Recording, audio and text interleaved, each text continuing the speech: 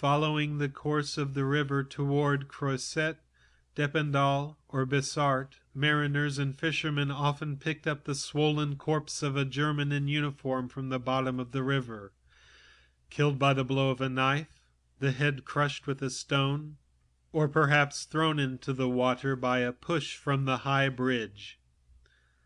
The slime of the riverbed buried these obscure vengeances, savage but legitimate, unknown heroisms, mute attacks more perilous than the battles of broad day, and without the echoing sound of glory. For hatred of the foreigner always arouses some intrepid ones who are ready to die for an idea. Finally, as soon as the invaders had brought the town quite under subjection with their inflexible discipline, without having been guilty of any of the horrors for which they were famous along their triumphal line of march, people began to take courage, and the need of trade put new heart into the commerce of the country. Some had large interests at Havre, which the French army occupied, and they wished to try and reach this port by going to Dieppe by land and there embarking. They used their influence with the German soldiers with whom they had an acquaintance, and finally an authorization of departure was obtained from the general-in-chief. Then a large diligence with 4 horses having been engaged for this journey, and 10 persons having engaged seats in it, it was resolved to set out on Tuesday morning before daylight in order to escape observation.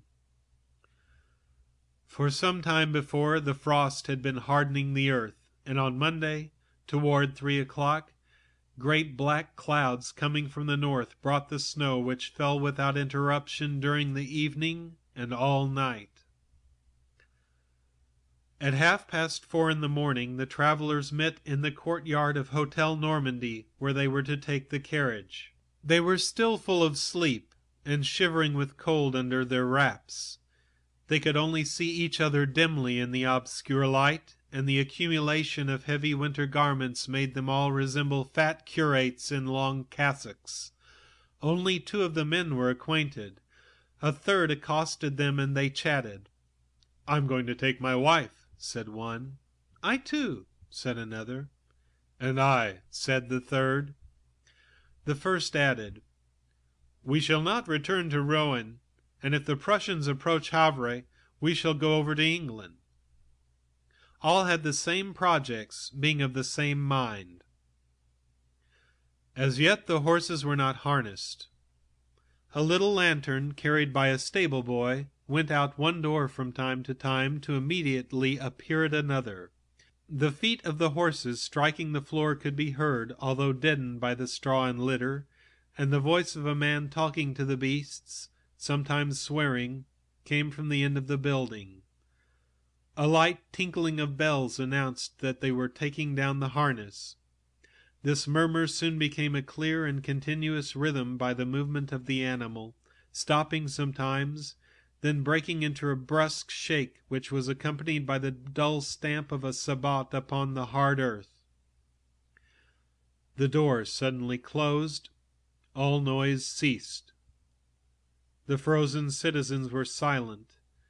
They remained immovable and stiff. A curtain of uninterrupted white flakes constantly sparkled in its descent to the ground. It effaced forms and powdered everything with a downy moss. And nothing could be heard in the great silence. The town was calm and buried under the wintry frost, as this fall of snow, unnameable and floating, a sensation rather than a sound, trembling atoms which only seemed to fill all space, came to cover the earth. The man reappeared with his lantern, pulling at the end of a rope a sad horse which would not come willingly. He placed him against the pole, fastened the traces, walked about a long time adjusting the harness, for he had the use of but one hand, the other carrying the lantern. As he went for the second horse, he noticed the travelers, motionless, already white with snow, and said to them, Why not get into the carriage? You will be under cover at least." They had evidently not thought of it, and they hastened to do so. The three men installed their wives at the back, and then followed them. Then the other forms, undecided and veiled, took in their turn the last places, without exchanging a word. The floor was covered with straw, in which the feet ensconced themselves. The ladies at the back, having brought little copper foot stoves with a carbon fire, lighted them, and for some time, in low voices, enumerated the advantages of the appliances, repeating things that they had known for a long time. Finally, the carriage was harnessed with 6 horses instead of 4, because the traveling was very bad, and a voice called out, "Is everybody aboard?" And a voice within answered, "Yes." They were off. The carriage moved slowly for a little way. The wheels were embedded in the snow. The whole body groaned with heavy cracking sounds. The horses glistened, puffed, and smoked, and the great whip of the driver snapped without ceasing, hovering about on all sides, knotting and unrolling itself like a thin serpent, lashing brusquely some horse on the rebound, which then put forth its most violent effort. Now the day was imperceptibly dawning. The light flakes, which one of the travelers, a Rouennese by birth, said looked like a shower of cotton, no longer fell. A faint light filtered through the great dull clouds, which rendered more brilliant the white of the fields, where appeared a line of great trees clothed in whiteness, or a chimney with a cap of snow. In the carriage, each looked at the others curiously in the sad light of this dawn. At the back, in the best places, Mr. Lusseau, wholesale merchant of wine, of Grand Pont Street, and Mrs. Lusseau were sleeping opposite each other. Lusseau had bought out his former patron, who failed in business, and made his fortune.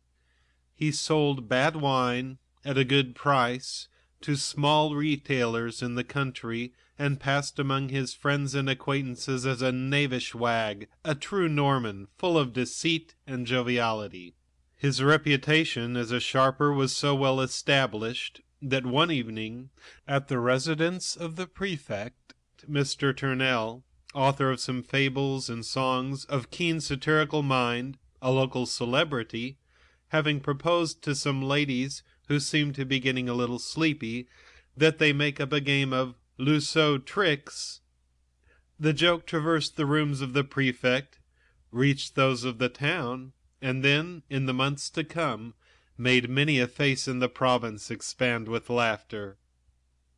Lusseau was especially known for his love of farce of every kind, for his jokes, good and bad, and no one could ever talk with him without thinking, "He is invaluable, this Lusseau."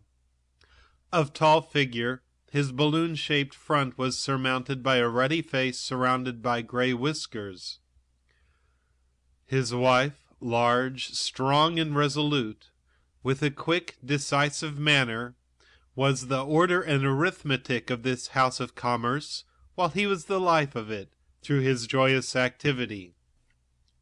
Beside them, Mr. Carré-Lamadon held himself with great dignity, as if belonging to a superior caste. A considerable man, in cottons, proprietor of 3 mills, officer of the Legion of Honor, and member of the General Council. He had remained, during the Empire, chief of the friendly opposition, famous for making the Emperor pay more dear for rallying to the cause than if he had combated it with blunted arms, according to his own story. Madame Carré-Lamadon, much younger than her husband, was the consolation of officers of good family sent to Rouen in garrison. She sat opposite her husband, very dainty, petite, and pretty, wrapped closely in furs and looking with sad eyes at the interior of the carriage. Her neighbors, the Count and Countess Hubert de Breville, bore the name of one of the most ancient and noble families of Normandy.